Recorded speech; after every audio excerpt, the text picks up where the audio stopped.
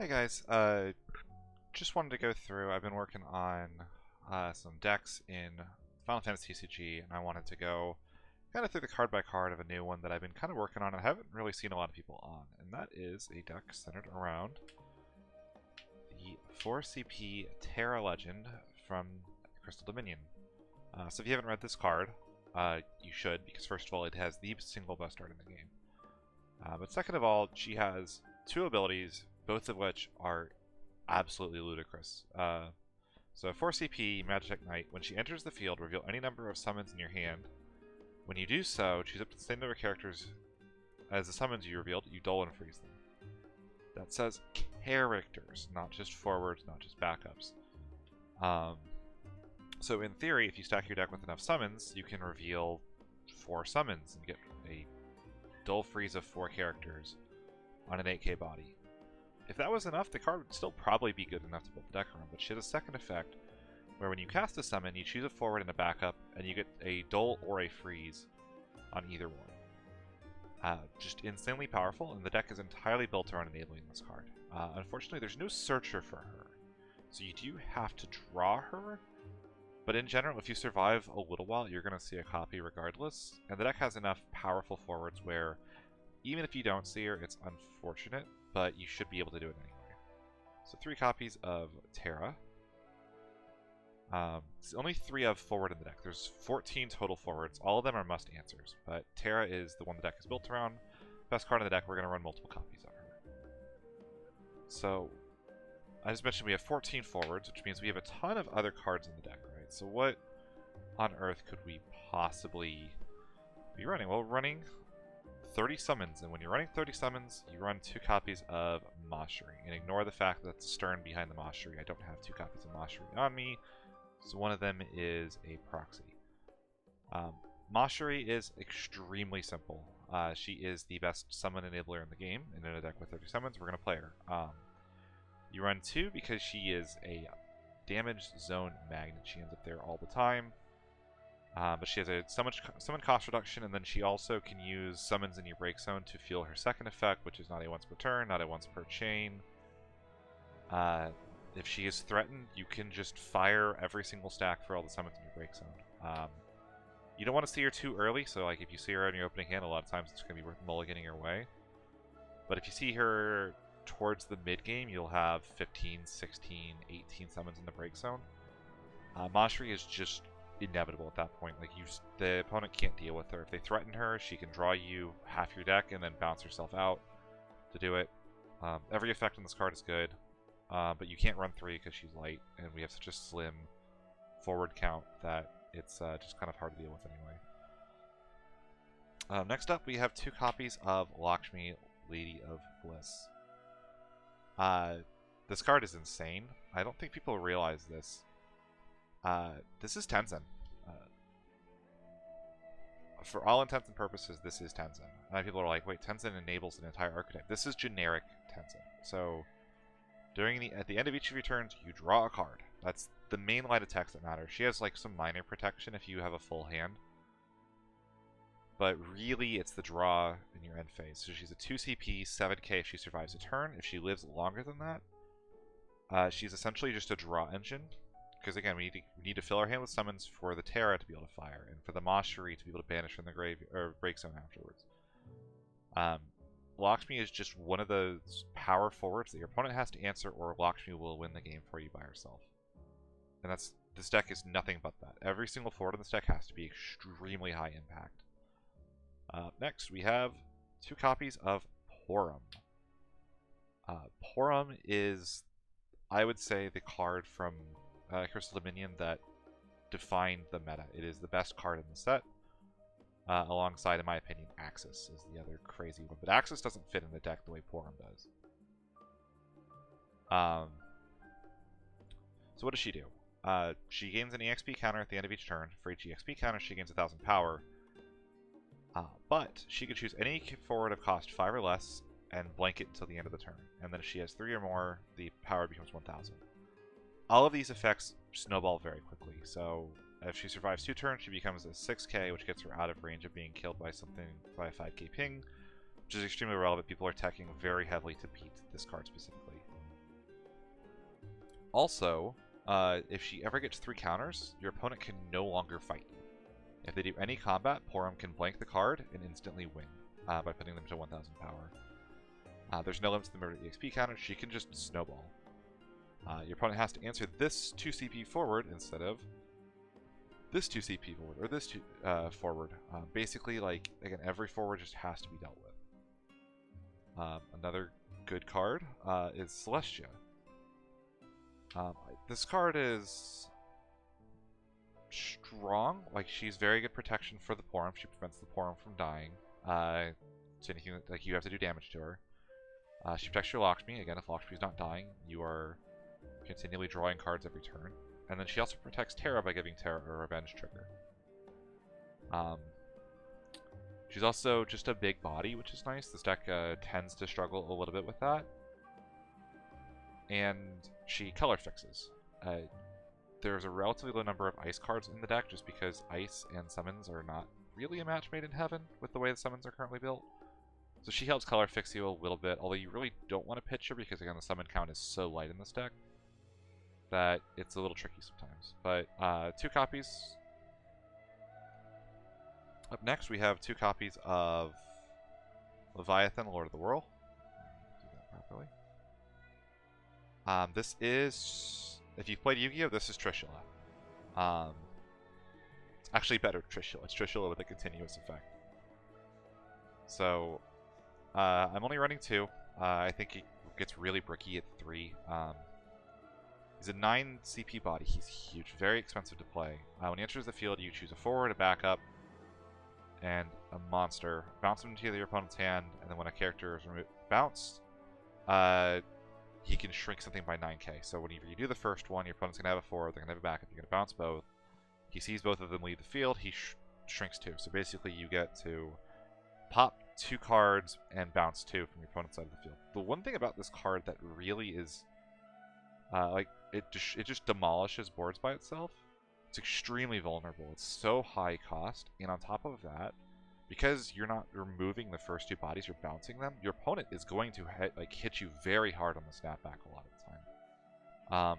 I've had plenty of times where I played Leviathan, and my opponent starts the next turn with 7 cards, 9 cards in hand, and you have to, like, almost weather a storm after Leviathan tries to get you out of trouble.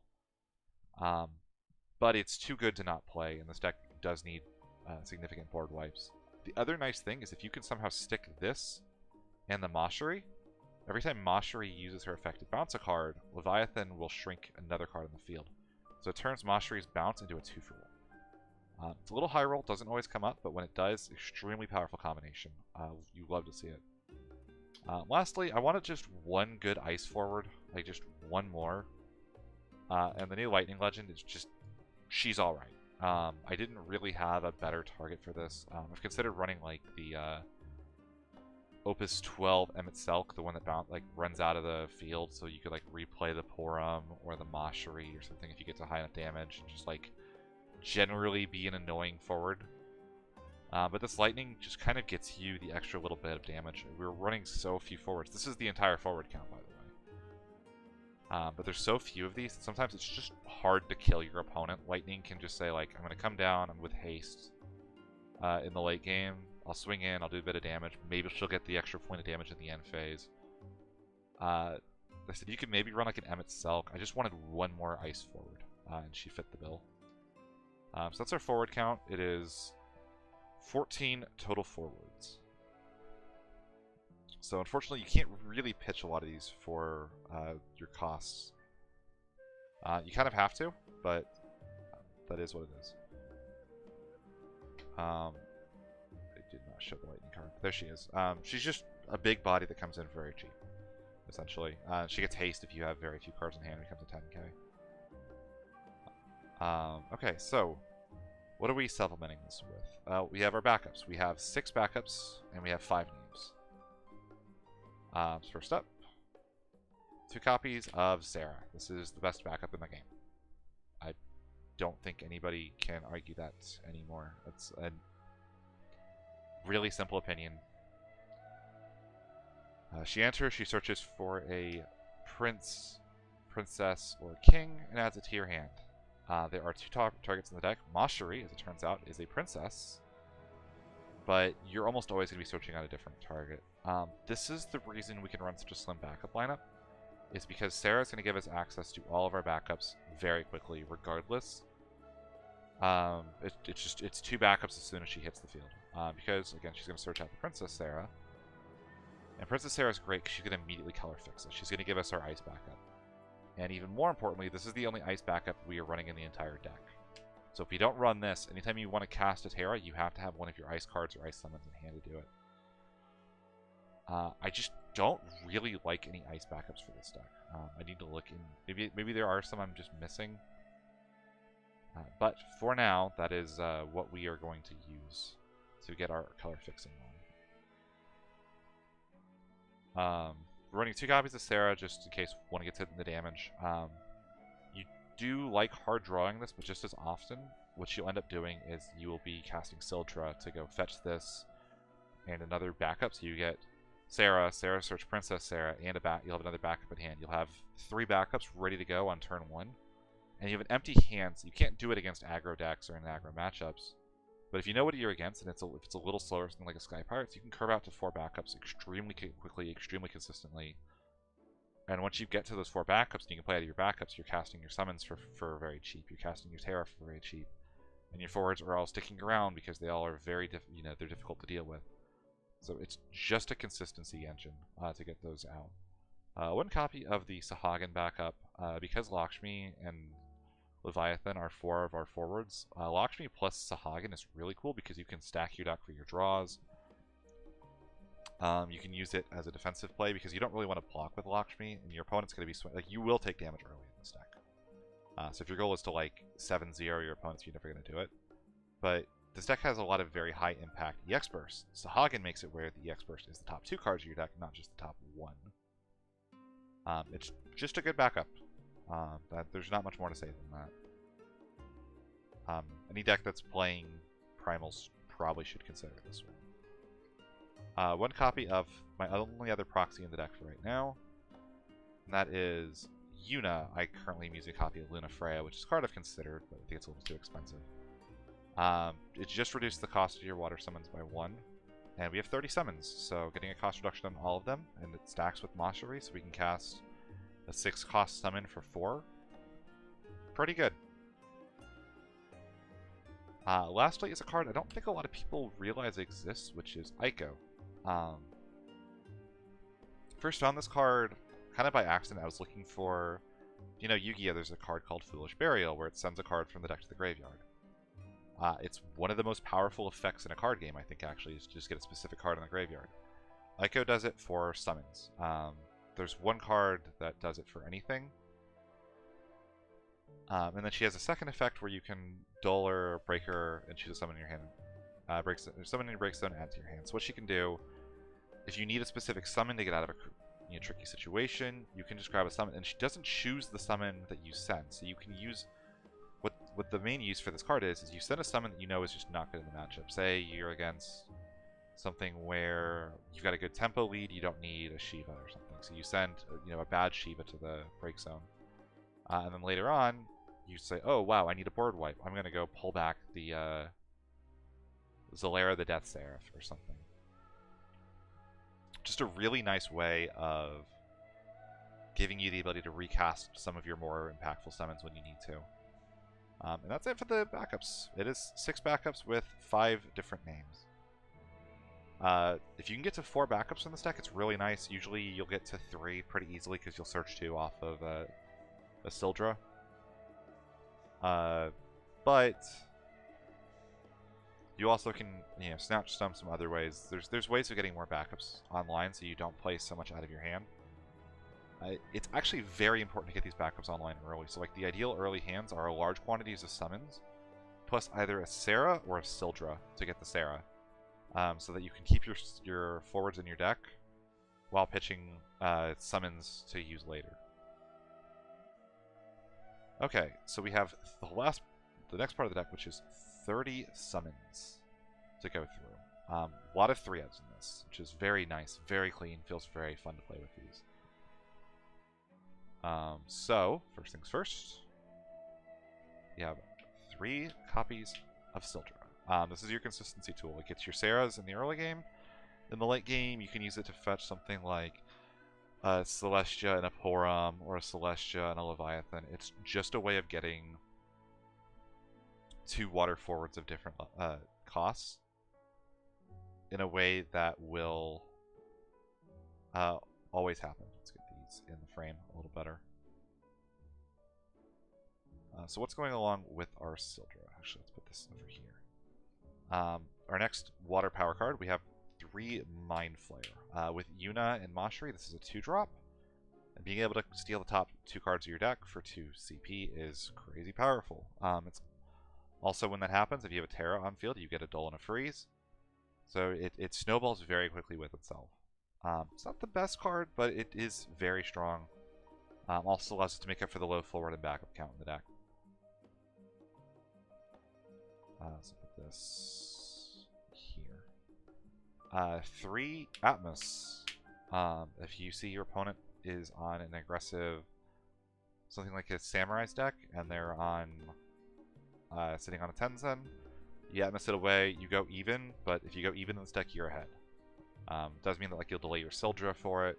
I have a friend that was playing a Rydia deck, and I just Atmosed the Rydia on play, and it sucked. It put me down on CP, but the stack outscaled, so just generically powerful removal. It's non-targeting, non-destructive removal of a card in your opponent's side of the field. Also adds something like a Neo X death, anything that will just give your deck major problems. 3 Kukulane the Impure. This card might go down to 2 in the future. I need to actually do. Okay, so Mind Flayer, top 2 cards, pick one. There goes the bottom. Atmos. Your opponent chooses a card forward they control, goes to the break zone. Kukulane. Choose a forward, loses abilities, draw a card. So it's a cantrip. Goes great with our Terra. You cast it, you draw a card. You get a blanket ability on your opponent's forwards, and you get a Dull or a Freeze and a Dull and a Freeze. Just tends to go well together. This could deal with a lot of like silly problem cards. It can stop the Avalanche stuff from going off. It can stop Noctis. It's just generally a card that gets stronger. Pretty much every set of stronger abilities go in that aren't ETBs. It's funny, this card was actually considered kind of bad when it first was printed, but it's gotten better and better and better as the game shifted away from being ETB heavy to perpetual effects. It may be an ETB, but it also get an effect when it attacks or something. Just generally a strong card, but it might be better at 2 in the future. Up next, we have what I call the bombs, and that is the wrong Leviathan. I apologize. But 3 copies of the Leviathan summon and 3 copies of the Remora summon. The main text on these cards that matters is the EX Burst. These are very expensive summons with EX Burst. You want these to be hit into damage most of the time. Leviathan will bounce an opponent's forward to their hand and add a water forward back to hand. Usually you want to get something like a Porum or a Celestia. Sometimes you use it to get back Leviathan if you need to really wipe the board next turn. Deals with the light forward if your opponent has a really problematic one for you, something like a Shinryu. It tucks it into the bottom of the deck. And it's an EX burst that gets you a card back, which is very powerful. Remora is very similar. You draw a card, and then you shrink a forward your opponent controls. These are cards you don't usually cast unless you have like Yuna and Macherie and Terra. But when they do come up, they are nice. Again, I've had games where casting Remora to just remove a threat immediately was good. Like, it just needed to happen, and you win the game off of it. Same for Leviathan. Up next, we have the Ice summons. And this is the hard part, because Ice doesn't have good summons. Like, that's just kind of the way Ice works, right? So I have 3 copies of Zalera. Choose a dull forward of 2, 3, or 7, and break it. It's another 1-cost summon for Terra, although the one thing that's a little tricky is if you're going to cast it at cost, you must use the Princess Sarah backup. But it's also nice because you can do stuff like have Terra Dola forward, and then on the next cast you can use Zalera to break the Dole forward. So it just pairs really well. It turns Terra into very strong removal. And a lot of very problematic cards right now. The Rydia, the Twins, all of the avalanche operators are cost 2, 3, or 5, so after they attack, you can just Zolera and break the card. I have 1 copy of Zolera the Death Seraph. I am not going to lie, this might go up in the future to 2 copies. And the reason why is because Terra sees, if you have Terra plus Zolera, so you cast Terra 1 turn, Terra lives a turn. If you use Zolera on the next turn, like so your opponent swings in with a couple, but they leave a new forward up to block, Terra can dull the new forward, and then Zolera can just break it if it's in those cost ranges. I've used this to wipe, 4 wide boards of low cost units, and this deck generally kind of struggles with board wipe sometimes. This might actually go to more copies in the deck in the future, but for now I figure I can also pull it back with the Ico if I need to. But just a card that's actually been very strong for me. We have 2 copies of Carbuncle. This might be one of the cards that goes to 1 or fewer. Generally, I just kind of wanted a good ice summon that does something whenever. And it doesn't necessarily remove anything, but it does freeze 2 characters is the main thing. So if you target the back row with it, you can freeze 2 backups and it pays for itself then. Like you're paying 2 CP to freeze 2 back row. And it's a cheap card that gives Terra immediate value. So if you go like Terra, reveal Carbuncle, and an ice card, you can then cast the Carbuncle and get an extra Terra proc immediately. But it might go down just for extra copies of Zolera. Lastly, I have 6 copies of some forms of Shiva. I know you're thinking, like, Ghoul, this is a deck profile. You should have, like, a more definitive version, but these ratios have moved around so much. Originally, this was part of a package trying to get the 1 CP Shiva online, and then I got hit by a Mist Dragon once as it was resolving, and it did nothing. So I'm like, oh, we cannot do that. So what we have instead are a couple of the Shivas that I think are good, and one that I'm missing. So first off is the new Shiva. I didn't pull up the pictures for any of these because they're not super relevant. It's a 3 cost that pings a dull forward by 9k. So if you cast another card, Terra can then dull a forward, and then you can ping it for 9k, which then gets you another Terra proc. Also can protect Terra if you need to. If you need to get a buffer out of the way of a ping, can do that, which is just kind of nice. Good utility. 1 copy of the 1 cost Shiva that pings for 5k on a dull forward, or 6k on a dull forward. It's twin removal for 1 CP. It does compete with Zolera pretty badly, and 6k is not a lot of damage, unfortunately. So I'd rather run Zolera in this slot a lot of the time, but it's there. It does okay. 1 copy of the 2 CP Shiva right here does 10k minus 1k for every card in your opponent's hand. It's kind of like this one, except it can do more damage if your opponent gets really aggro with cards early. I think this is one that I would probably cut. And then 1 copy of the 4 cost Shiva chooses an active and a dull forward, dulls the active, and then deals 9k to the one that's dull. Good amount of damage, which is nice, but I think in general it's probably going to lose out to the Zolera. 1 card I don't have a copy of that you should consider is the 4 CP Shiva, the one that is dull freeze 3 forwards. This deck does tend to fall behind on board quite a bit. That allows you to turn 3 of your opponent's forwards into dull frozen, which obviously when they're dull frozen, you can kind of keep them there with the Terra over the course of the next couple turns. And also you get an extra Terra proc, so you can freeze it back up. Essentially what we need to think of Terra doing is every time you cast a summon, if your opponent has a dull backup, you're stealing a CP from them. If they have a forward, you're stealing the attack from the forward the next turn. You're dulling things out of the way to steal a point of damage out of them. And it's just so much perpetual advantage every time you do anything in this deck. But that's the list. I played this, a very similar version with the cards I'm missing minus the proxies, in the RVA Returners tournament, where I went 3-1, losing only to Samurais because I did not have an out for Tenzen, who just stood there in my face drawing a gazillion cards while I had no way to interact with them. But all in all, the deck is very fun. It's really satisfying to cast Terra, reveal 4 summons, and then just dull freeze your opponent's entire board. It's just a very strong deck when it all comes together. And in general, as better ice summons get printed, this card's only going to get better and better and better. And if it's not in this list, eventually there will be a list that makes this card incredible. Even after Macherie gets banned, of course. Which she is destined to do.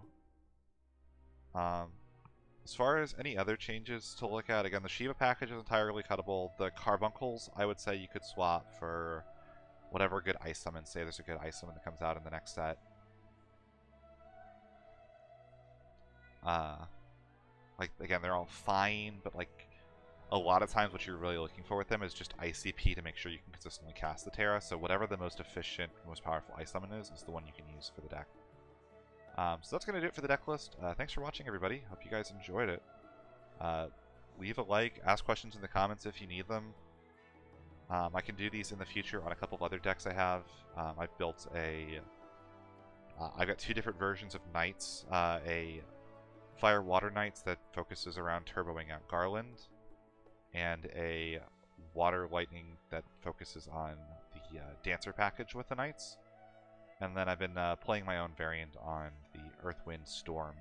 So if I was in a 2-deck format, I would probably play this in my Storm deck, I would say. Although they have different they have kind of a pretty similar matchup spread, so it might be better to play Knights as the secondary deck. Just the problem is that Knights is also a water deck, so it would conflict with the Terra and the water package in this deck. So yeah, thanks for watching, everybody. I'll see you guys in the next one.